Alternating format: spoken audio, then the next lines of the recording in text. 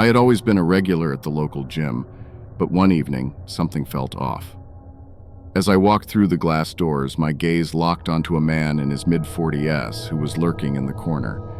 His unkempt hair clung to his sweaty forehead, and his sunken eyes darted around the room, never quite settling on anything.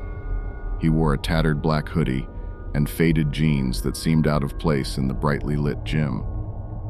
As I began my workout routine, I couldn't shake the feeling that his eyes were constantly on me, following my every move. It was as if he had no other purpose in life but to watch me.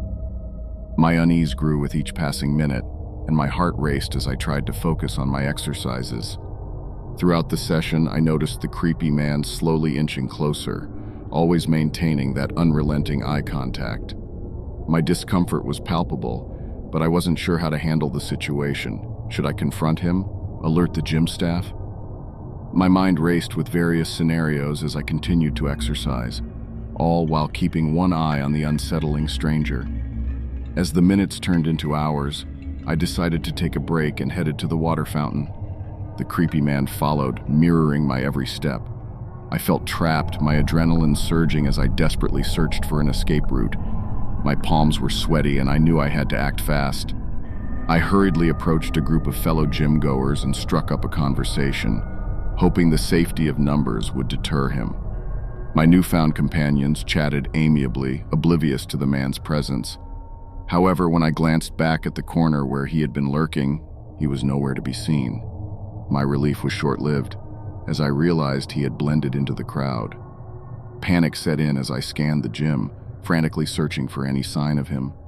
I couldn't shake the feeling that he was still watching me, even though he had vanished from sight. Unable to shake off my anxiety, I decided to cut my workout short and headed towards the exit. As I walked through the dimly lit parking lot, a chill ran down my spine. There, leaning against a van in the shadows, was the creepy man, his sinister grin sending shivers down my spine. Before I could react, he stepped forward, blocking my path. Fear surged through me as he revealed a jagged knife from within his hoodie, the cold steel glinting in the dim light. My heart pounded in my chest as he advanced, malice in his eyes. I knew I had to fight for my life. Summoning all the strength and courage I could muster, I lashed out, landing a desperate blow that caught him off guard. It bought me just enough time to make a run for it, and I sprinted towards the gym, screaming for help. The cacophony of alarms and panicked voices filled the air as the gym staff rushed to my aid. The police arrived soon after, and they arrested the creepy man, who turned out to have a history of disturbing behavior. Many assaults, rape, and even attempted murder. Be careful out there. There are freaks everywhere you turn.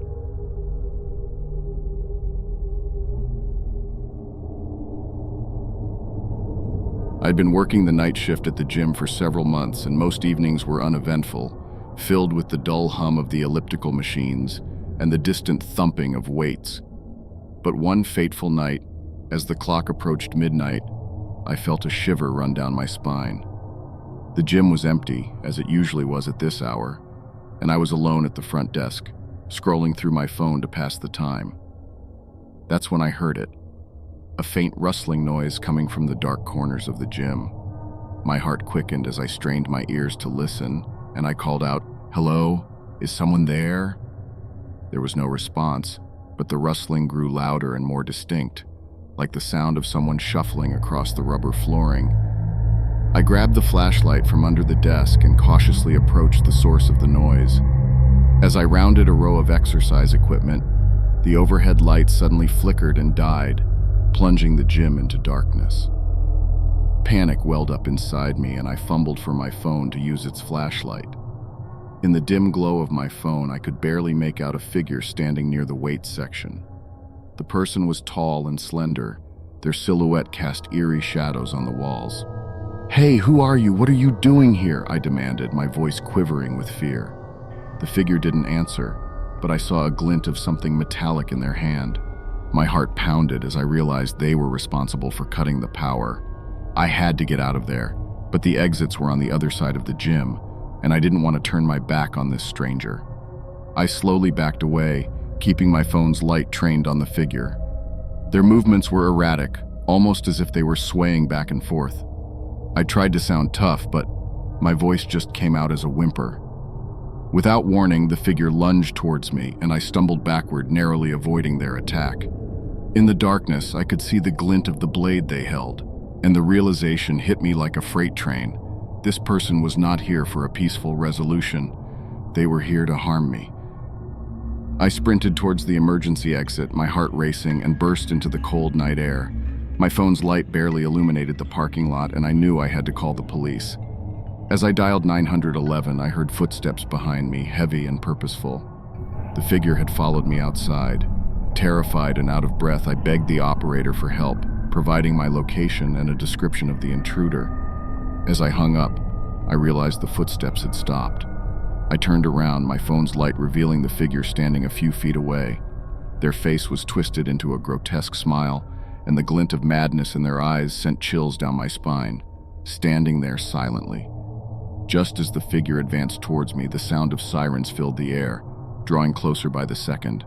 The flashing lights of a police car illuminated the scene, and the intruder froze, panic replacing the manic grin. The officers swiftly apprehended the would-be attacker, who turned out to be a known criminal with a history of violent offenses. My heart still raced as I recounted the chilling encounter to the police. It was a nightmarish reminder that danger can lurk in the most unexpected places, and I thanked my lucky stars that help had arrived in the nick of time. From that day forward, I never underestimated the eerie solitude of working alone at night in the gym, and I always kept an eye out for the darkness that might hide something far more sinister than I could ever imagine.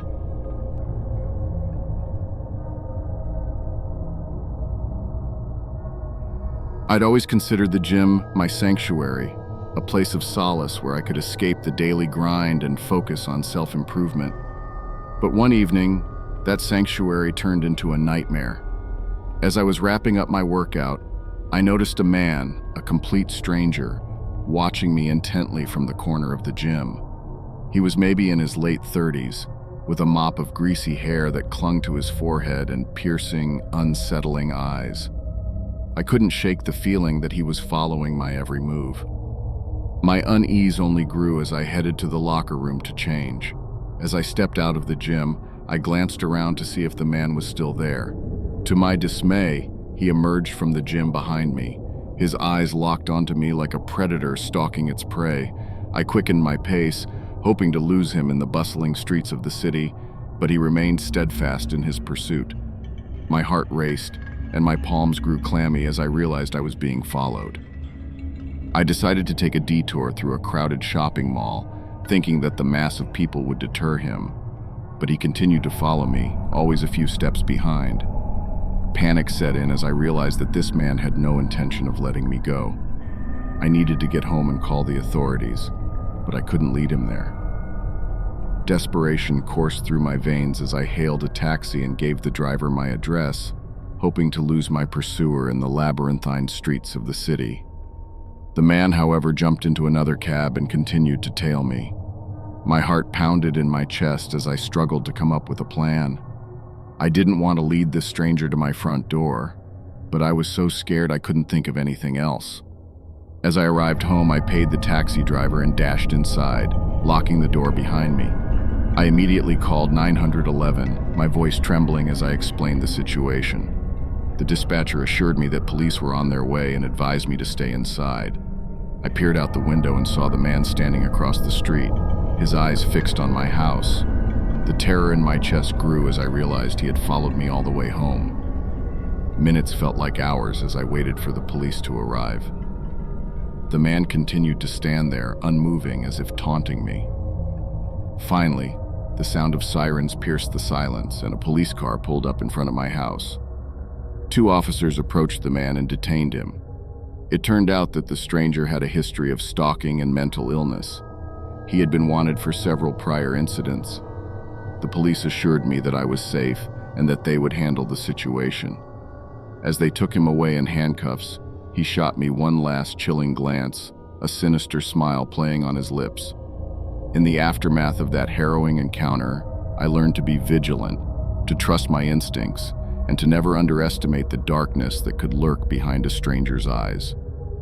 The gym, once a place of comfort, had become the setting of a terrifying ordeal that would haunt me for years to come.